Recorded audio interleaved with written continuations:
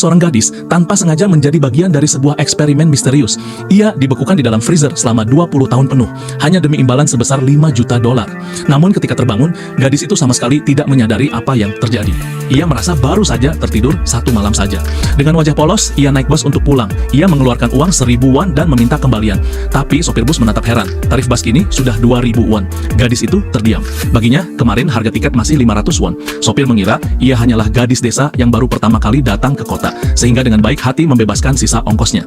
Namun kejutan tidak berhenti di sana. Sesampainya di rumah, ia mendapati seluruh perabotan telah hilang. Tetangganya menjelaskan bahwa rumah itu sudah lama kosong, bahkan pemilik sebelumnya telah pindah bertahun-tahun lalu. Kebingungan semakin menjadi. Ia berusaha menghubungi ibunya dengan ponsel, tapi sayang, baterainya habis. Ia pun mendatangi toko ponsel untuk mengisi daya.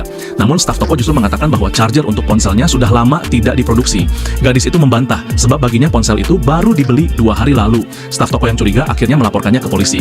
Ketika polisi meminta identitas, gadis itu mengeluarkan barang-barang yang ternyata sudah terlihat kuno.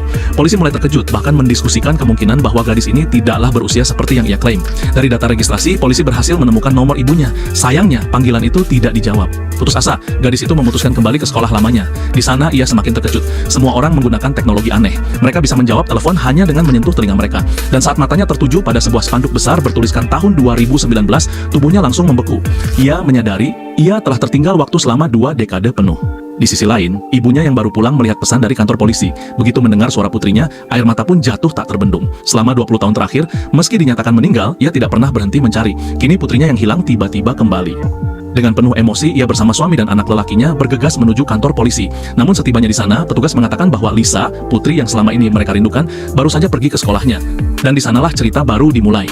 Akankah Lisa bisa menyesuaikan diri dengan dunia yang sudah berubah begitu jauh? Atau justru rahasia masa lalunya akan kembali menghantui?